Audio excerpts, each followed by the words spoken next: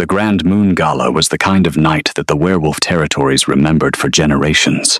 Crystal chandeliers hung from the vaulted ceiling of Moonclaw Palace like captured stars, spilling silver light across silk gowns and polished armor. Banners of deep midnight blue and silver fell from the stone arches, the colors of every great pack that had gathered beneath this roof for 300 years. And above it all, the glass ceiling opened to a full white moon, pouring her light down into the hall like a blessing no one had earned. Every alpha in the Northern Territories was present, every elder, every noble house, every Luna who carried the dignity of her pack on her shoulders. They had come dressed in their finest, perfumed and jeweled, carrying the weight of their bloodlines in every step they took across the polished stone floors. The Grand Moon Gala was not simply a celebration. It was a display, a reminder of who held power, who owed favor, and who the realm would follow when the seasons turned dark. No one was here by accident, and no one entered this hall without being seen. Alpha King, Winston Grayson, entered first. He was tall, broad-shouldered, with the easy confidence of a man who had never been told no in a room that mattered. His dark, formal jacket carried the silver wolf crest of the Grayson line. His jaw was set. His dark eyes swept the hall once, and he smiled the smile of a ruler who believed the room was already his before he crossed the threshold. Beside him walked Seraphina Blackwood. She was young, perhaps 23. Her white gown caught the chandelier light and sent it scattering across the walls. She moved with the careful grace of a woman who had practiced being watched, her golden hair swept high, her chin lifted just enough to say she knew she was beautiful and was comfortable letting everyone else know it too. She laughed softly at something Winston said. The sound was light, easy, and perfectly timed, and above her golden hair, resting against her brow like it had always lived there, was the moonfire crown. The room stopped breathing, not loudly, not with gasps or cries. The werewolf court was far too practiced for that, but there was a stillness that moved through the hall like a wave, a collective, almost instinctive pause. Fans stilled. Glasses paused halfway to lips. Conversations ended mid-sentence, because every person in that hall knew the moonfire crown. It was ancient silver, shaped in the arc of a crescent, set with pale moonstones that seemed to hold their own light. The Winterborn mark, a crescent wolf climbing through a ring of stars, was carved into the inner rim, invisible to the eye but known to every elder who had ever bowed before a Winterborn Luna. It was not simply jewelry. It was a symbol, a bloodline, a promise made before the moon itself, passed from mother to daughter through 6 generations of Winterborn women. It had never been borrowed. It had never been sold. It had never left the Winterborn line. Until tonight. Seraphina turned to say something to the young noblewoman beside her. Her voice carried just far enough in the quiet hall. Alpha Winston said it had been sitting in a locked chamber for months. He said the woman who used to wear it had no more use for it. The woman who used to wear it. Cordelia Winterborn stood 3 tables away. She had arrived quietly, as she always did, not because she lacked presence, but because she had never needed a loud entrance to be noticed. She wore pale silver that evening, her dark hair swept back, her gloved hands folded in perfect calm before her. She was 36, and she carried every one of those years with the kind of grace that could only come from having survived things that would have broken a lesser person. She heard every word Seraphina said. The court knew she heard. A few heads turned, just slightly, to see her reaction. Cordelia Winterborn did not flinch. She did not press her lips together. She did not look away. She did not reach for her glass or pretend to look at something across the room. She turned her gaze towards Seraphina with perfect stillness, and then very slowly she smiled. It was not the smile of a woman swallowing pain. It was not the smile of someone performing strength they did not feel. It was the quiet, certain smile of a woman who had already decided exactly how this night would end. She reached for her moonwine glass, lifted it once, and set it down again on the table beside her. Then she smoothed her gloves, squared her shoulders, and turned to greet Elder Frederick Thornfield, who had just arrived at her side. The night had only just begun. 12 years. For 12 years, Cordelia Winterbourne had been the silent foundation of Winston Grayson's reign. She had not asked for gratitude. Winterbourne women did not collect gratitude the way other people collected gold. They collected results. They protected the weak, smoothed the sharp edges between rival packs, and ensured that the realm kept breathing even when its king was too proud to ask for help. In the early years, Winston had known exactly what she was. He used to kiss her hand before council meetings. Not for the court to see, he would do it privately, in the stone corridor outside the council chamber, just before the doors opened. A quick, firm press of his lips to her knuckles, and then he would look at her and say, "I'll do better in there because you'll be standing in the back." She had loved him for that, not for the crown. Not for the title of Luna, which had never been made entirely official because Winston always said there was time, always said the politics were complicated, always said they would formalize things when the moment was right. She had loved him because she had once seen underneath his authority to the man who was genuinely afraid of failing his people. That man had been real. She had held him through the nights when the northern border nearly collapsed and the Shadowfang pack threatened to break the alliance. She had written the letters that kept Lord Montgomery Vance from withdrawing his loyalty after the harvest tax dispute. She had sat with every Luna of every allied pack and listened to their concerns with patience and honesty, until they trusted the Grayson throne not because Winston commanded it, but because Cordelia had earned it. She was the reason half of Winston's reign had held together. And then something changed. It was not one moment. It was a slow drift, the way a ship moves off course so gradually that no one notices until the shore is nowhere in sight. He stopped asking for her opinion before council votes. He started arriving at dinners already decided, already smiling, already certain in the way that told her someone else had been speaking in her ear before she even entered the room. He moved to the eastern wing without announcing it. He claimed it was because of late-night council sessions, and he did not want to disturb her sleep. She had nodded and said nothing. Then Seraphina Blackwood appeared. At first it was small, a name mentioned in passing, a woman spotted at a hunt that was supposed to be private, then a presence at strategic dinners where no unmarried noblewoman of her rank should have been standing so close to the throne. Cordelia noticed everything. She noticed when the sealed letters began arriving with the Blackwood family crest. She noticed when Winston dismissed her from 2 consecutive border discussions she had always been part of. She noticed when the archive key she kept on her ring was quietly removed and not replaced. She did not make a scene. She began to pay closer attention. 3 weeks before the Grand Moon Gala, her personal maid Brielle knocked at her chamber door before sunrise. Brielle was young, quick-eyed, and completely loyal. Not out of obligation, but out of genuine devotion to a mistress who had always treated her like a person instead of furniture. Brielle's face was carefully neutral, but her eyes were not. She held out a folded message. "Lord Atticus sent this before the palace woke. He said you needed to see it before it reached anyone else." Cordelia opened it. Inside was a note from the royal jeweler's apprentice, written in small, careful handwriting. Seraphina Blackwood had visited the jeweler's private workshop 2 afternoons ago. She had been fitted for an event. The crown she wore during the fitting matched with exact detail the description of the Moonfire crown. Cordelia read the note twice. Then she set it aside and crossed to the hidden panel behind her mother's portrait. The portrait had hung in that chamber for 30 years. Her mother looked out from the canvas with the same dark eyes Cordelia had inherited, patient, warm, and behind the warmth, quietly unbreakable. Cordelia pressed the silver wolf's eye carved into the panel frame. The panel opened smoothly. Inside was the velvet case. She lifted the lid. The crown was there. For one breath, she nearly believed it was fine, but her fingers knew before her eyes confirmed it.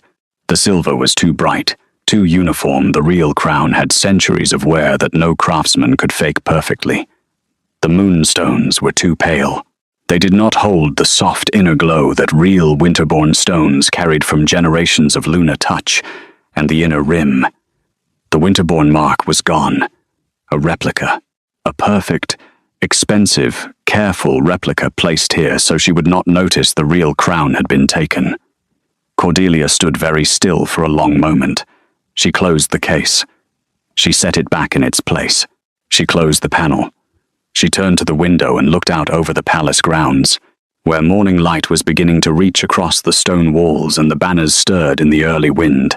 There was pain in her chest. Real pain.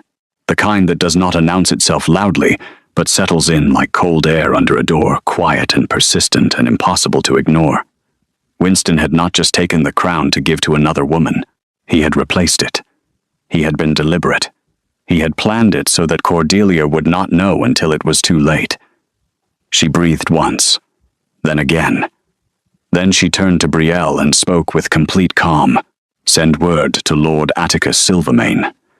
I want every treaty, every land transfer, every treasury order signed by Winston in the past year. Every single one." Brielle swallowed carefully. "Everything, my lady." "Everything," Cordelia said. "And tell him to come alone. Tell him to tell no one." She looked at the closed panel once more. "And Brielle, close the door when you leave." She needed a moment. Just one. Not to cry. To decide. Lord Atticus Silvermane arrived at the palace's private side entrance the following evening, dressed like a man paying a social call, rather than the royal lawkeeper on a quiet errand. He was in his 50s, lean, silver-haired, which was why the Silvermane name suited him so perfectly, though it had come from his pack's heritage, not his appearance. He moved with the careful precision of a man who had spent decades learning that the most important conversations happened in rooms where no one else was watching. He respected Cordelia. He had respected her since the first year of her marriage to Winston, when she had stepped quietly into a heated council argument about the northern fishing rights, and resolved it in 10 minutes with 3 sentences that left every elder nodding.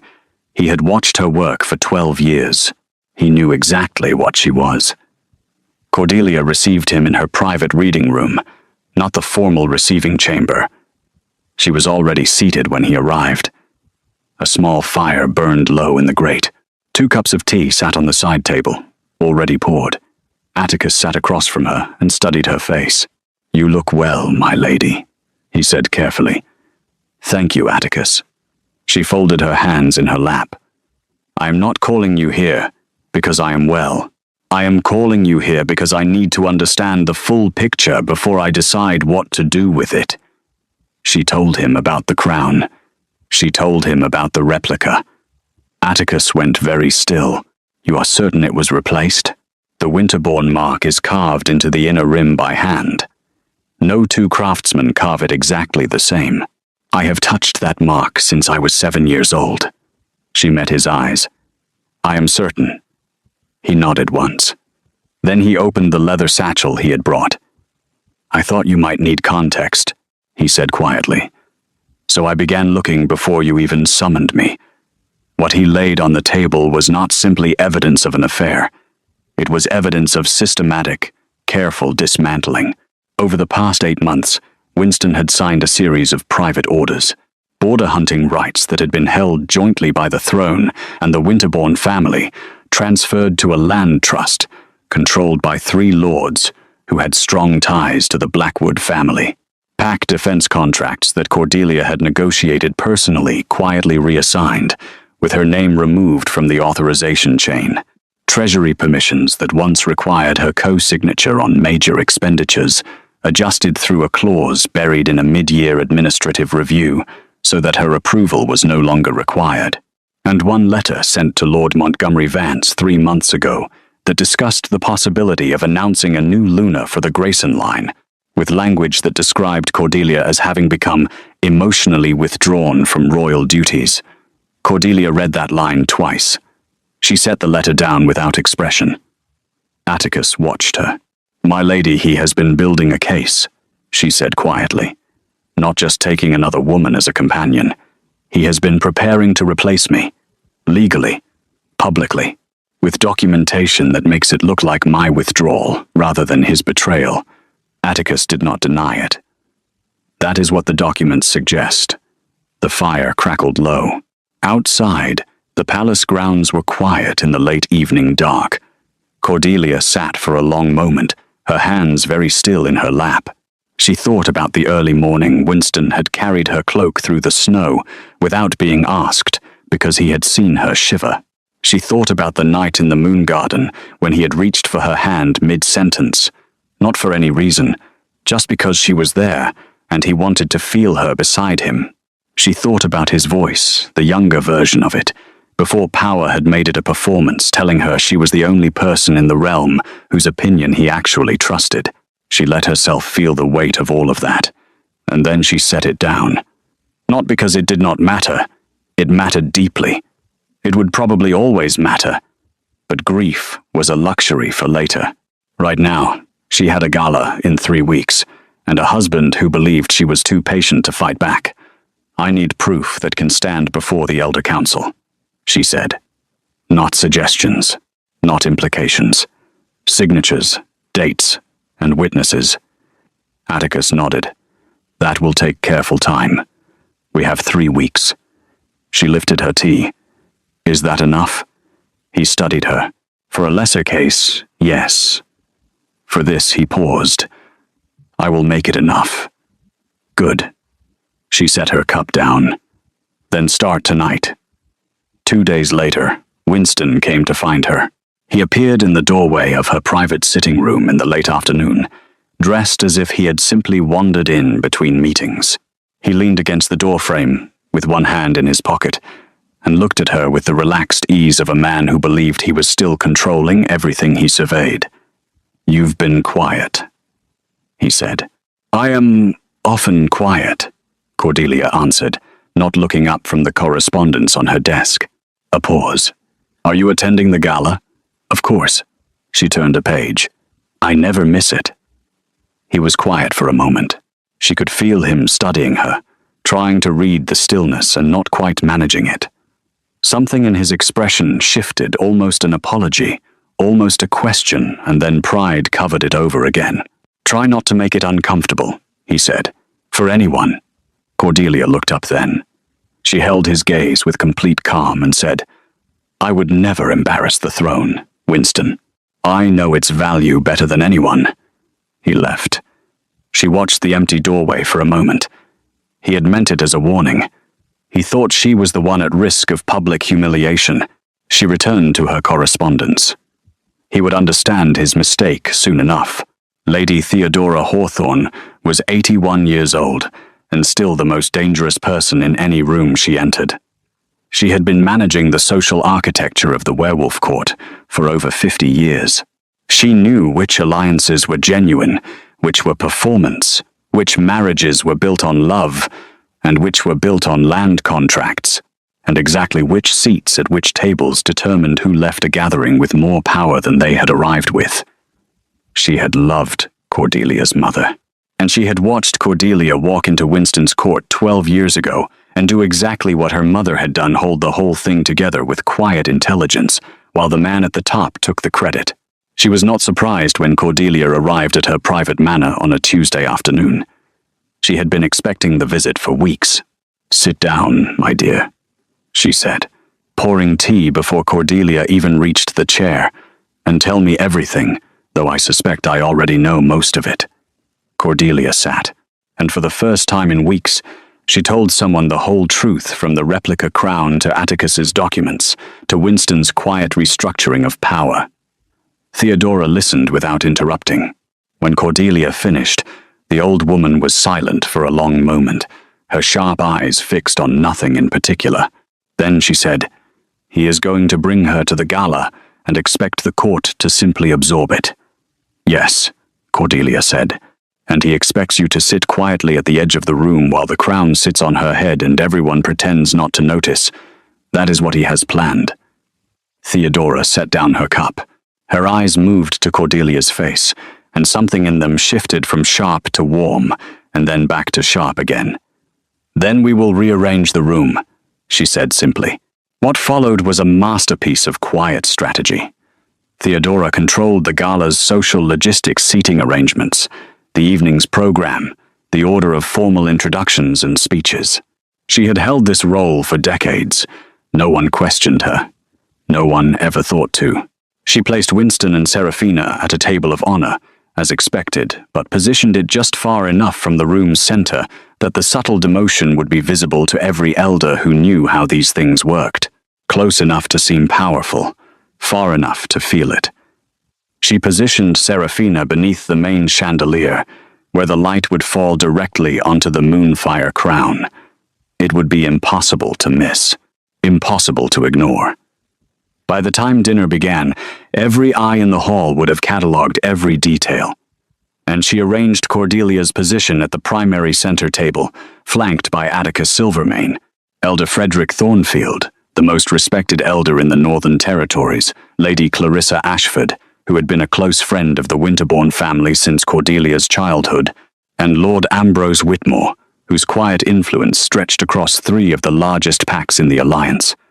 Not a throne, not a stage, just the exact right people, in the exact right seats, where every word spoken would carry weight and every witness would matter.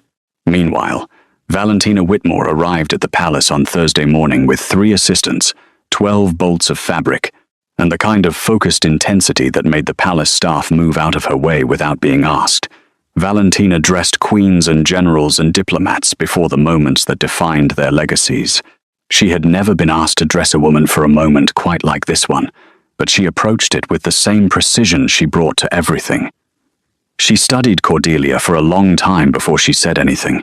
Then she asked, "What do you want him to feel when he sees you?" Cordelia did not hesitate. "Small." Valentina nodded once, turned to her assistants, and began. What she created was a gown of midnight black velvet, deep and absolute, the way the sky looked in the hours before dawn, when no stars had risen yet. The embroidery was silver, fine as thread of moonlight, curving up from the hem in the shape of branches after a winter frost.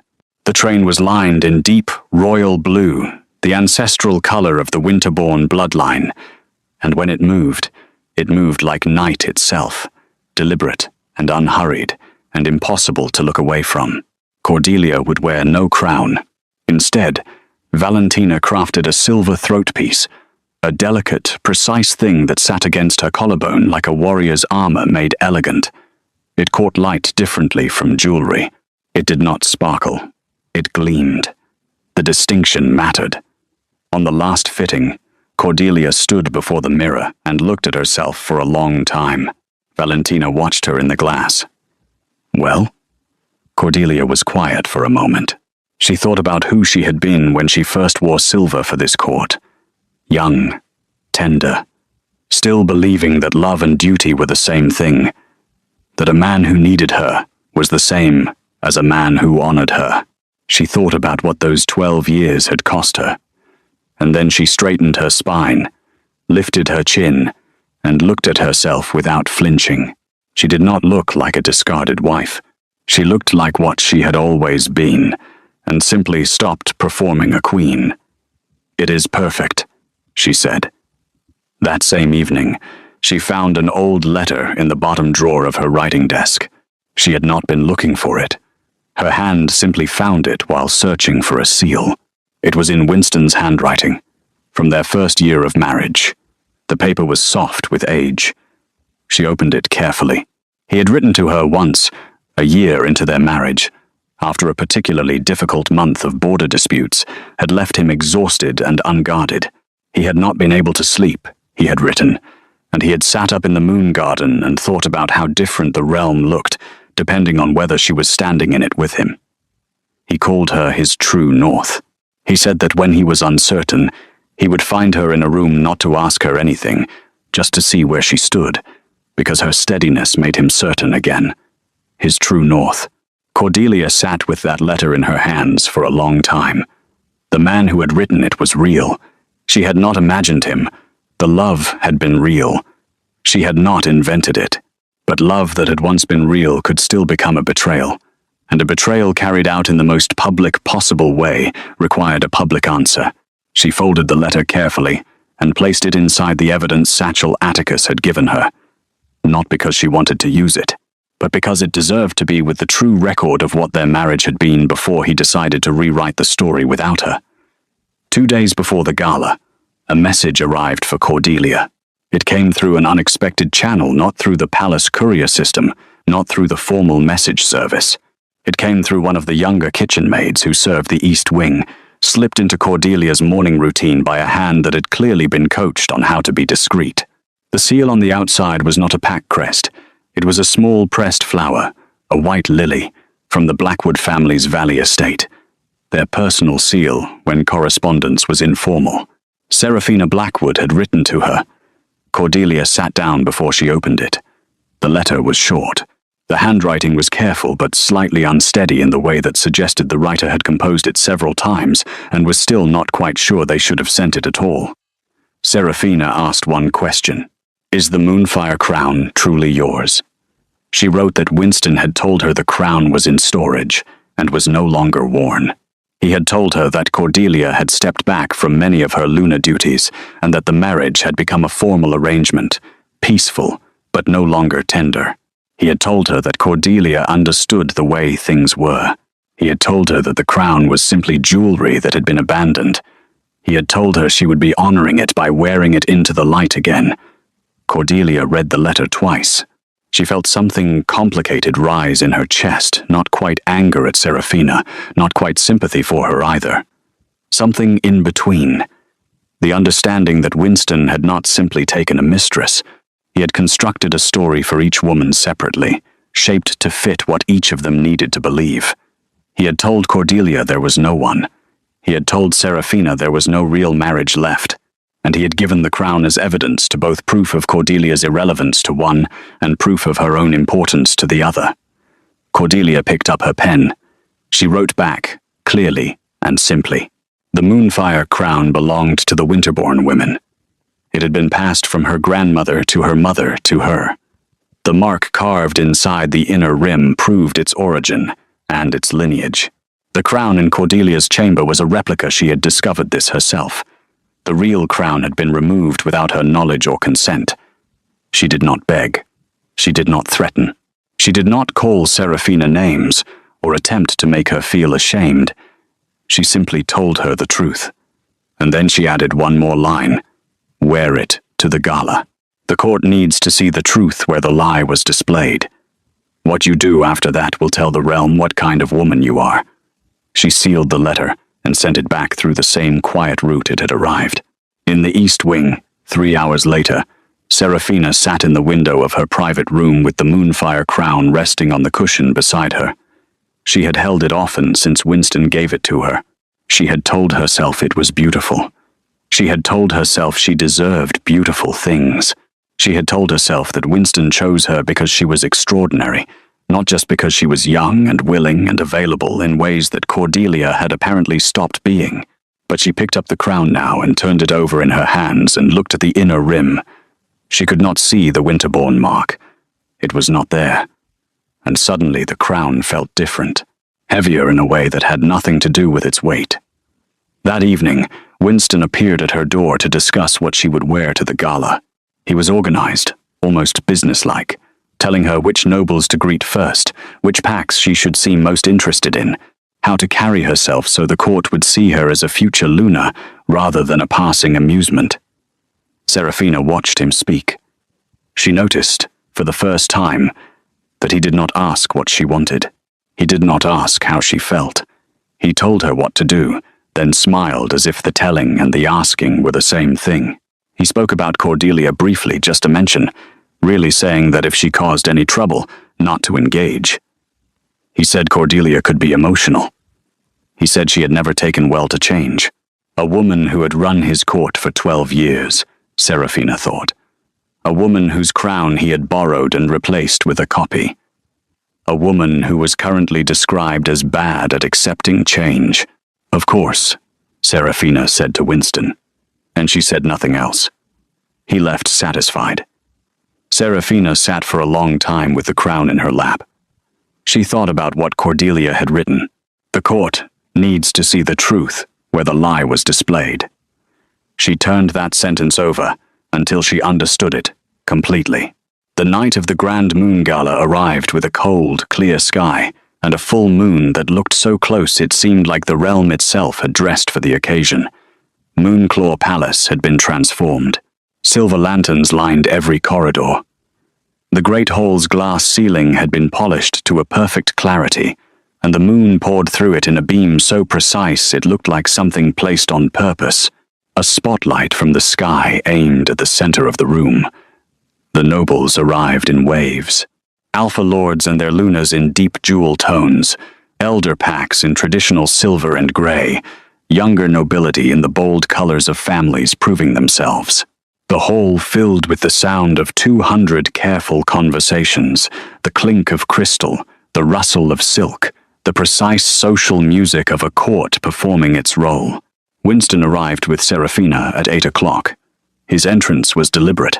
He walked slowly, greeting nobles with a nod here, a touch on the shoulder there, projecting the easy authority of a man who had never doubted his welcome. Serafina kept pace beside him in her white gown, the moonfire crown resting against her golden hair, throwing silver light with every turn of her head. The room noticed immediately. There was that stillness again, the collective pause of a court that had manners enough not to stare openly and curiosity powerful enough to make it nearly impossible to look away. Fans moved more slowly. Conversations shortened. Elder Frederick Thornfield, standing near the fireplace with Lord Ambrose Whitmore, watched Winston cross the room. His expression was careful and unreadable. He did not look surprised. He looked like a man watching a thing he had been warned was coming, and was now deciding what it meant. Winston steered Serafina toward their assigned table. He frowned slightly when he saw where it was. It was fine. It was honored, but it was not quite where he expected to be. And the shift, the small, precise shift, was exactly designed for him to feel without being able to object to it, without looking foolish. He said nothing. He sat. The hall was still settling into its evening rhythm when Cordelia arrived. She did not sweep in. She did not announce herself. She simply appeared in the arched doorway at the far end of the hall, and the room turned the way rooms turn when someone walks into them who belongs to them completely. The midnight black gown moved behind her like a shadow with intentions. The silver embroidery caught the chandeliers and broke their light into something softer. The royal blue of the winterborn lining moved at her feet and at her throat. The silver piece gleamed not like decoration, but like something functional, like armor worn beautifully. She wore no crown. She needed none. Elder Frederick was the first to straighten. Then Lady Clarissa Ashford stepped forward to greet her. Then Atticus was there, offering her his arm without being asked, which Cordelia accepted with a quiet smile that reached her eyes. She moved through the hall with the patient certainty of a woman who had walked this room for 12 years and knew every corner of it. She greeted every elder by name. She remembered every spouse, every child recently born, every pack concern she had been told about in the past year. She was warm without being performative, attentive without being desperate. She was exactly herself, and exactly what the room had always relied on without fully acknowledging how much. Winston watched her from across the hall. He had expected her to look wounded. He had expected the pale, careful composure of a woman trying to hold herself together in public. He had expected to feel like the one with the power in this room. What he felt instead was something he had not anticipated. Something that sat uncomfortably against his ribs. Something that, if he had been honest with himself, felt very much like fear. He approached her during the pre-dinner gathering, moving through the crowd with a smile fixed in place. He reached her side and said, quietly, so no one else could hear, "This doesn't need to become a scene." Cordelia turned to look at him. Her expression was composed, neutral. She studied his face for a moment, and then she said, just as quietly, "Then it is unfortunate you chose this room for disrespect." He had no answer for that. She turned back to her conversation. Dinner was served at 9 o'clock. The hall arranged itself at its tables, and the evening's second act began the careful, extended performance of a formal werewolf court dinner, where the food was an excuse, and the conversation was the actual meal. Cordelia ate with composure. She asked about the Ashford Pack's new harvest lands. She listened to Elder Frederick describe the winter trade routes. She let Lady Clarissa tell a long story about her granddaughter's first moon ceremony. She was exactly present for all of it. At the central table, she did not look across the room at Winston. She did not look at Seraphina. She did not need to. Across the hall, Seraphina sat in the pool of chandelier light, the moonfire crown on her head, and found herself doing exactly what she had told herself she would not do. She watched Cordelia. She watched the way the elders leaned toward her. She watched the way Lady Clarissa laughed at something she said. She watched the way Atticus Silvermane, one of the most respected lawkeepers in the territories, treated her with the quiet deference of a man who genuinely respected the person he was serving. And then she watched Winston. She watched him eat his dinner with the slightly too composed look of a man who was monitoring a situation from the corner of his eye. She watched him glance at Cordelia twice. She watched the way his jaw tightened briefly when Elder Frederick Thornfield rose to greet someone at Cordelia's table, then bent to say something in her ear that made Cordelia nod once. With the gravity of a woman receiving important information, Seraphina touched the crown at her brow. It felt, in this hall, like wearing something she had not been given permission to carry. At the end of dinner, the evening's host, Lord Ambrose Whitmore, who had managed this role for years, rose to welcome the court to the traditional address portion of the evening. Various nobles and elders spoke briefly. Pack alliances were acknowledged. The moon was honored in the traditional language. And then Whitmore said, his voice carrying easily through the hall, "We are honored to invite Cordelia Winterbourne Grayson, Luna of the Grayson line, to address the court." At the head table, Winston's fork went still. He had not been told about this. He turned to look at Whitmore with an expression that expected correction. No correction came. Whitmore met his eyes without apology and simply waited. Cordelia rose. The hall settled into a quiet so complete that the moonlight through the glass ceiling seemed to make a sound. She walked to the silver lectern beneath the moonlit arch, the oldest section of the hall, where every proclamation of significance had been made for 300 years, and placed both hands on its surface. She did not look at Winston. She looked at the court. "The Grand Moon Gala has always been this," Cordelia began. Her voice was steady, not loud. It did not need to be loud. In a room this quiet, a steady voice carried to every wall, a gathering not just of power, but of memory, of what we owe to those who came before us, and what we promise to those who will come after. We dress in the colors of our bloodlines. We sit near those who carry the same promises we do. We speak the names of our mothers and fathers, and we mean them to be heard. She paused. The hall was utterly still. "I would like to speak tonight about the moonfire crown." The stillness deepened. Somewhere across the room, a glass was set down on a table with a sound that seemed very loud. My grandmother wore it the night she rode to the Silvermane border to negotiate the peace that held for 40 years. She wore it because the crown was not simply silver.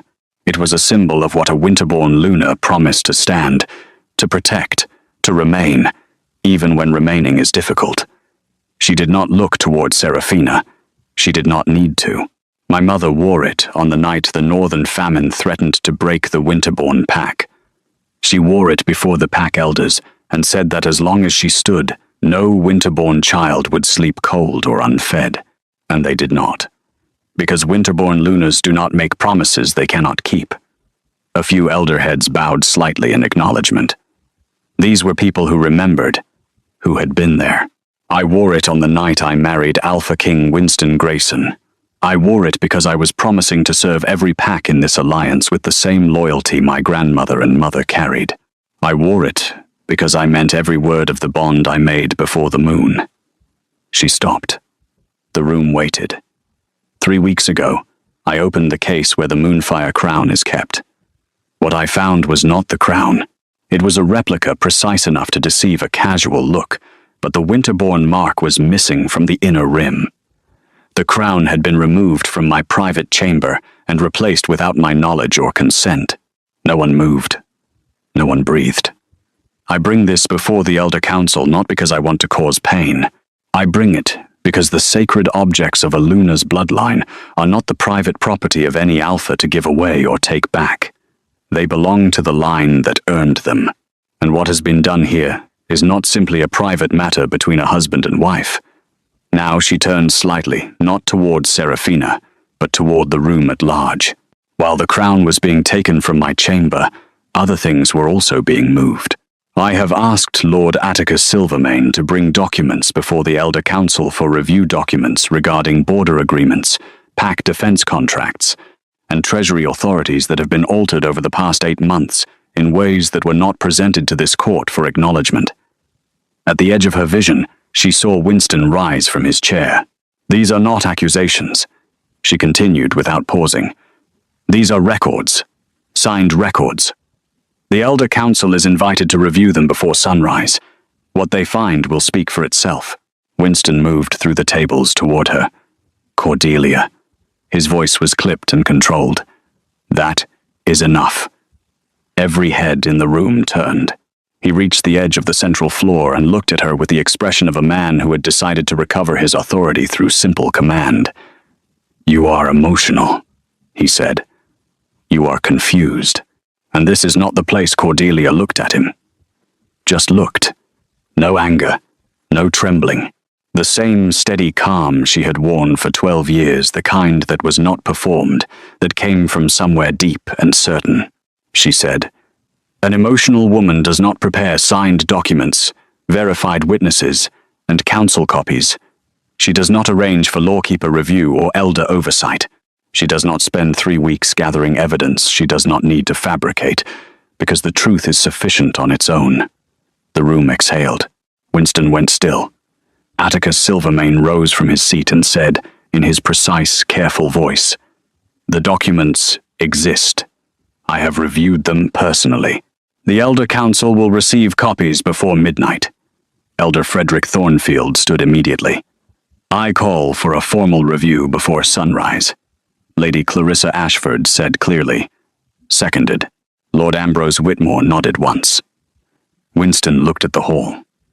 He had made his entire career reading rooms.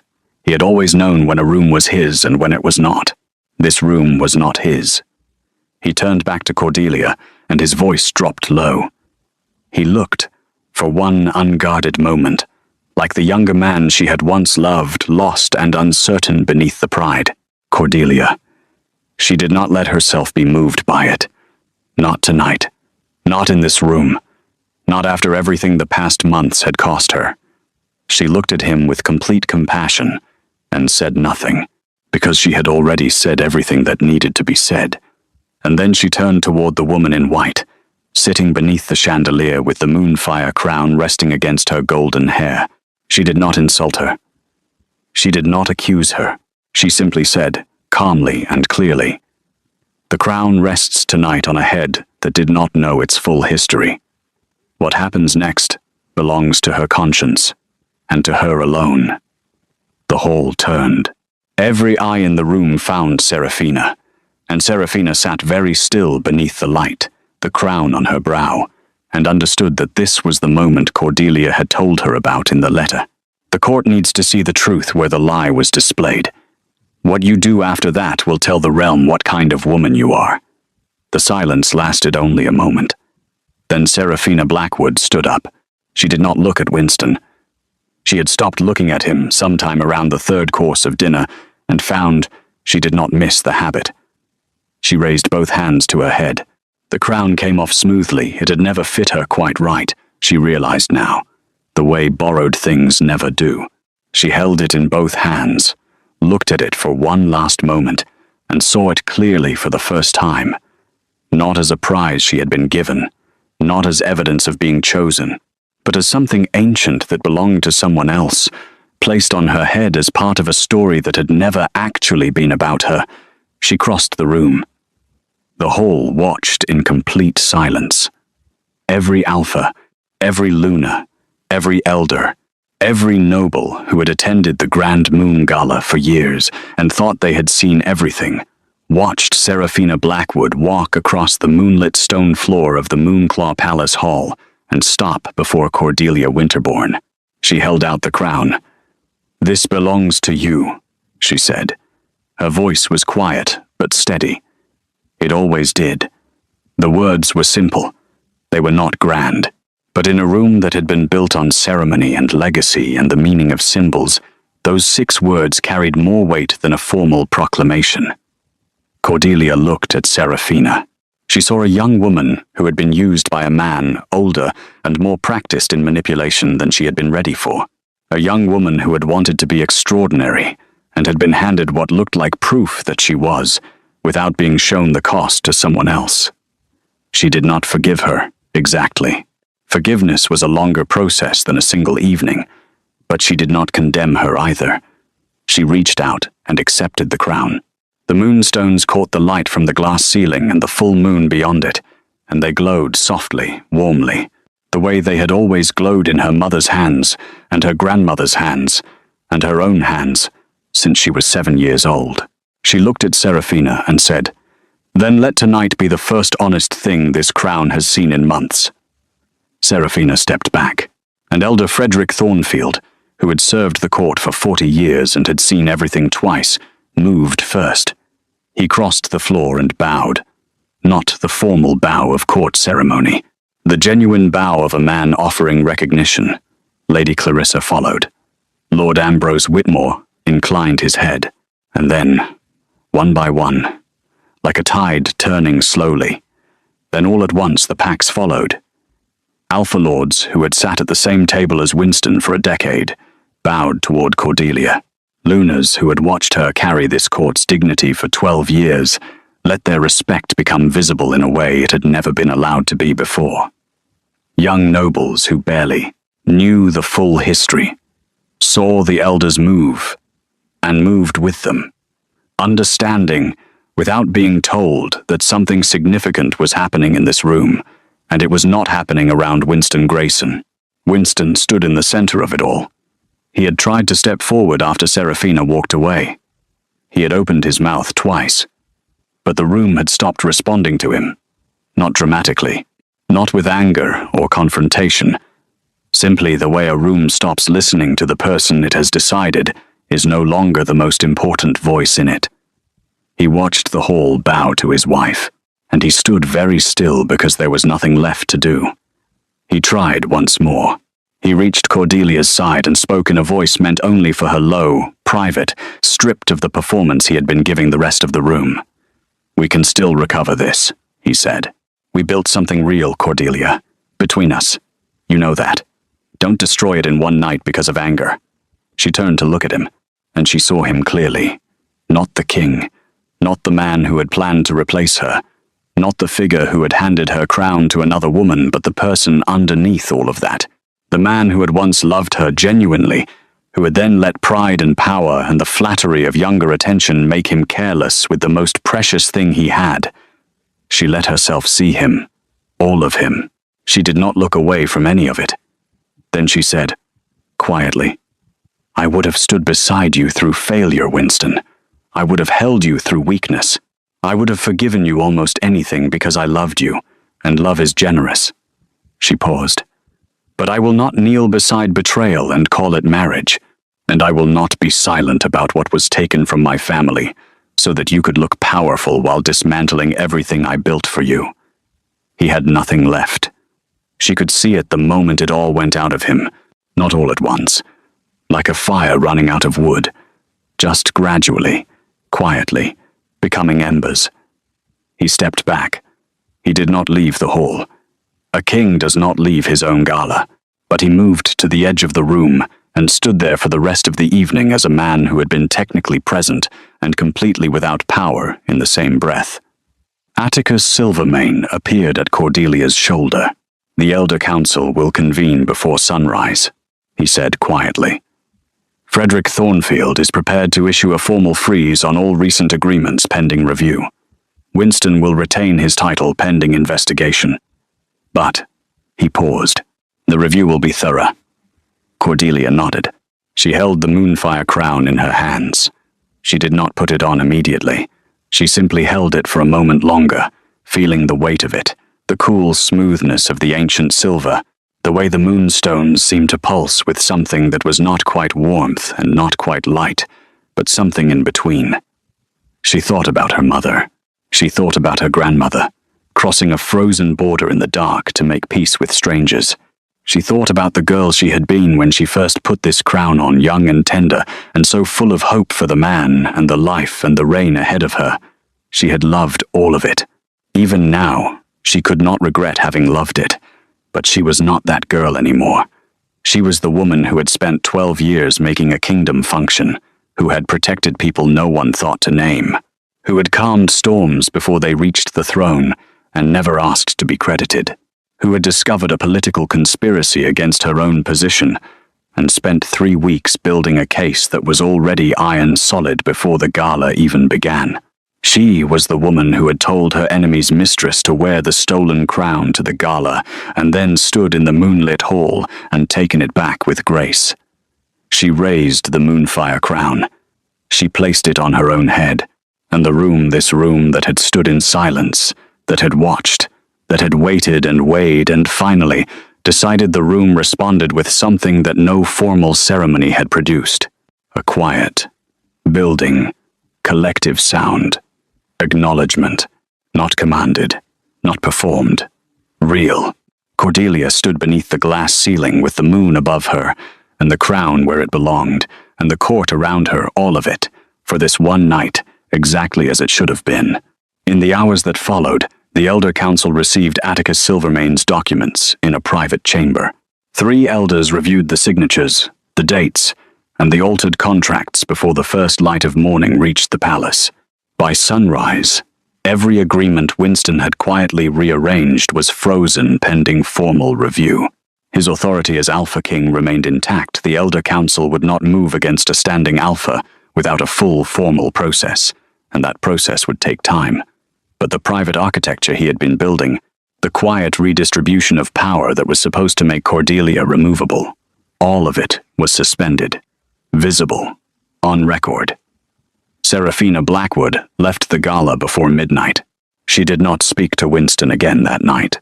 She returned to her family's estate the following week and sent a formal letter through Lord Atticus, confirming that she had acted without full knowledge of the Moonfire Crown's provenance and was prepared to provide a statement to the Elder Council if required. Winston did not contest it. There was a version of this story where Cordelia had screamed, where she had confronted Winston in the first days, made accusations she could not yet prove, given him time to construct his defense. There was a version where she had pleaded with Seraphina, or broken in the private chamber when she found the replica crown, or let grief move faster than strategy. She had chosen a different version, not because she was not hurt. She had been deeply, genuinely hurt. The love had been real. The loss of it, the slow erosion of a man she had once trusted completely, would take a long time to come to terms with. Some losses do not have clean endings. Some grief arrives after the victory, and must be held separately. But the 12 years she had given to this realm, to this alliance, to the Pax who had trusted her without being told those years deserved an answer that was as careful as they had been, as dignified, as true. She had given them that. The morning after the gala, Cordelia stood at the tall arched window of the Western Royal Chamber, as she had stood on so many mornings before. The kingdom moved below her in the early light, guards crossing the stone courtyard, servants lighting fires, banners shifting in the pale blue wind. The Moonfire Crown sat on its stand behind her, back in the real velvet case, in the real hidden panel behind her mother's portrait. Brielle entered quietly with the morning correspondence. "There are 14 letters already," Brielle said carefully. "All marked urgent, most of them from pack lords and elder families. Read me the first one." Brielle opened it. It was from Elder Frederick Thornfield. He had written simply, "The realm remembers what a queen looks like. It has not forgotten." Cordelia was quiet for a moment. Then she said, "Tell Lord Atticus I will see him at 9, and tell Lady Theodora she may come for tea if she is not otherwise engaged. I would like to thank her properly. Of course." Brielle paused in the doorway. "My lady, are you all right?" Cordelia considered the question. Outside, morning was spreading across the kingdom in every direction. The packs were waking. The fires were lit. The work of the realm was beginning again the way it always did. Persistent, constant, needing someone who understood it to stand steady at its center. She was 36 years old. She had just spent 12 years holding a kingdom together and one long night taking back what was hers. She had a crown that belonged to her, and a court that had finally seen her clearly, and a great deal of work still ahead. She was not fine. Exactly. She would not pretend otherwise, and she would not rush the parts of this that needed to be felt quietly and in time. But she was standing. She was clear. She was herself. "I will be," she told Brielle. And she turned back to the window, and the morning, and the kingdom that had always been hers to protect. The strongest kind of power is the kind that has been patient enough to know when to speak. Cordelia Winterbourne never forgot that, and neither did the realm.